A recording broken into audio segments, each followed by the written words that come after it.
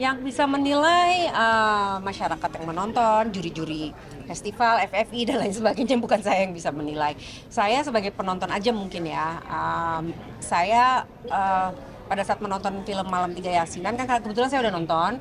Saya melihat semua peran-peran nggak cuma Calum tapi yang diperankan oleh Sena dan juga Hamish itu believable gitu.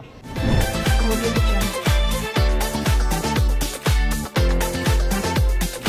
Dua, tiga. Sini kak, satu dua tiga. Bawah, satu, dua, tiga. Tengah. Tengah. Satu, dua, tiga.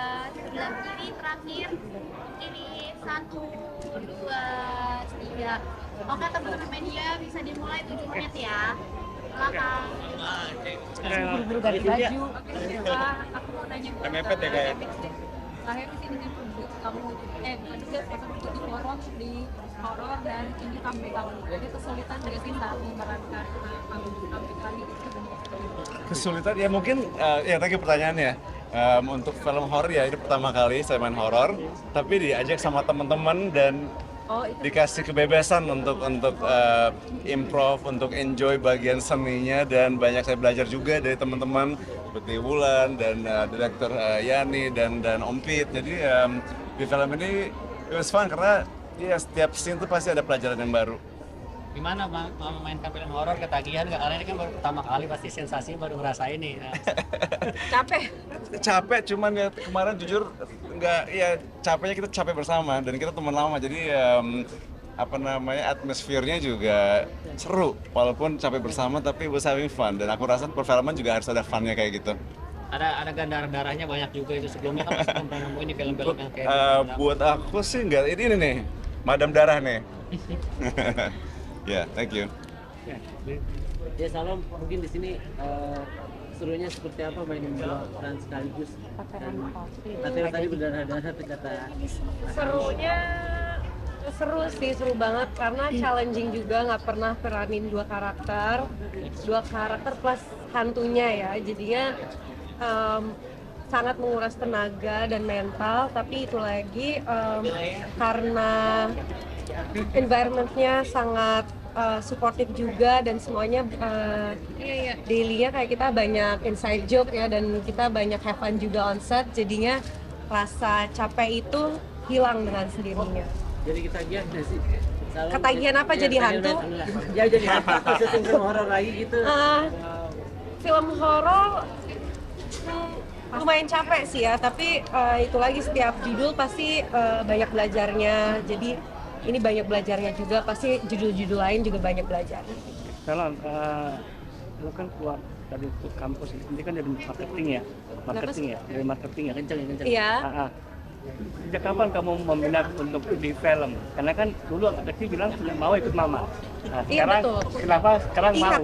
Nah terus Wulan memilih untuk jadi main sini apakah untuk budget kurangi atau karena keluarga? Boleh, lanjut.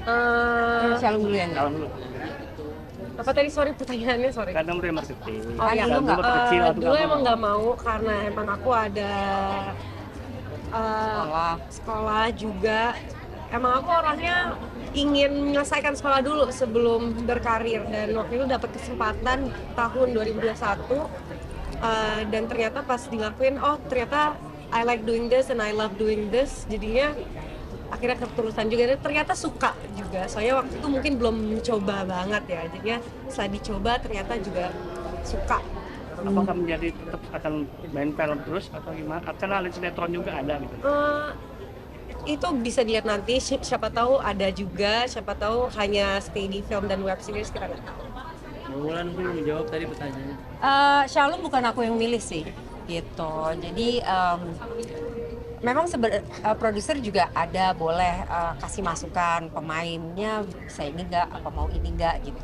Tetapi kayaknya kalau buat aku, karena kebetulan di sini sutradaranya juga nulis kan, maksudnya ceritanya juga dari dia, pasti dia udah punya bayangan-bayangan, dia ingin dan pingin karakter-karakter yang memerankan itu seperti apa untuk memerankan karakter-karakter yang dibuat gitu kan. Jadi aku meleluasakan Yani untuk memilih gitu. Jadi dia yang casting Shalom dan casting yang lainnya, dan dia yang menentukan gitu. Termasuk saya main di sini gitu, karena saya sebenarnya nggak mau ya pusing kan orang udah produce this movie, there's a lot of things to do gitu, tapi terus harus main juga gitu. Tapi ya udah, kata dia, aku udah nulis ini dari pertama ngebayangin si Layla itu muka kakak gitu. Jadi ya udah, the role is also challenging for me gitu. Maksudnya ada tantangan baru, kenapa nggak aku lakuin? Jadi aku pinter-pinter ngatur pada saat ngurusin filmnya, kelar itu fokus ke main gitu. Jadi nggak tumpang tindih gitu. Jadi Shalom lebih ke Yani yang memilih,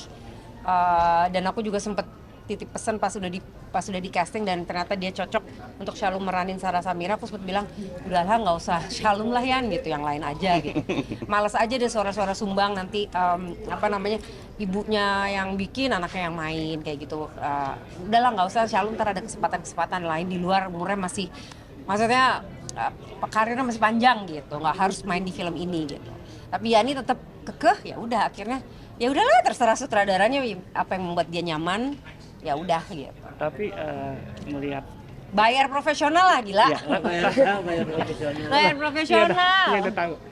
Melihat aktingnya Shalom sendiri sepertinya menjadikan bibit buat kamu ke depan yang bergantikan ibunya atau seperti apa? Yang bisa menilai masyarakat yang menonton, juri-juri festival, FFI dan lain sebagainya, bukan saya yang bisa menilai.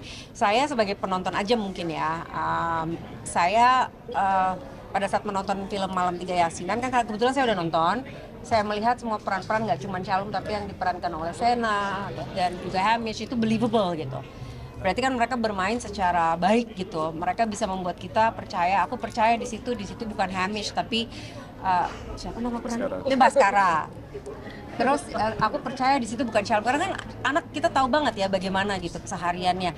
Di situ aku tidak melihat Shalom di situ, dan apalagi Sena tuh dilihat di layar gitu pada saat pas ngedit kan layarnya kecil tuh, tapi pas kemarin kita cek di CP, mata dia tuh bener-bener kelihatan bener-bener very tersiksa, depressed gitu, mata lo tuh bener-bener. Jadi I was like, sebagai penonton aku puas dan aku believe sama apa yang mereka rasakan di situ gitu. Lagi lain? Ada treatment khusus mungkin kayak salah aku dan juga anak gitu, adu acting mungkin ada yang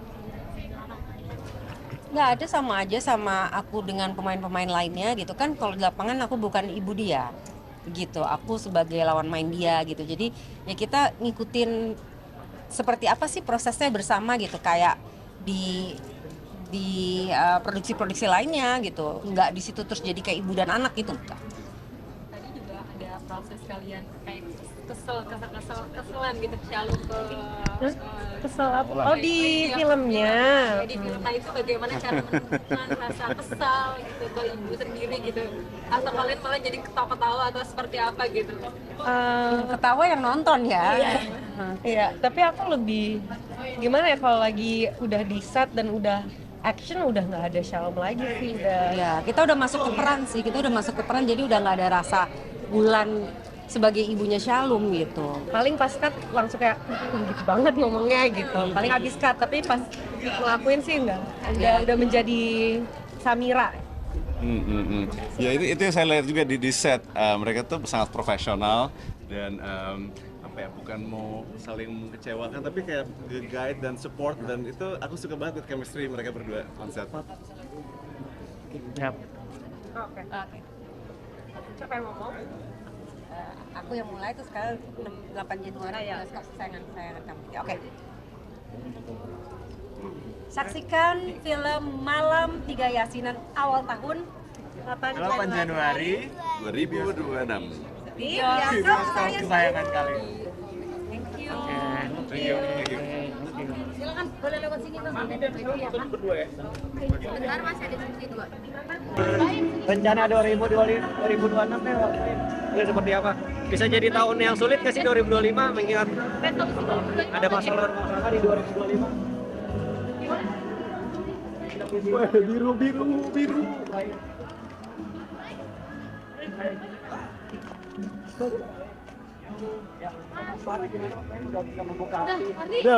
Udah. Kemudian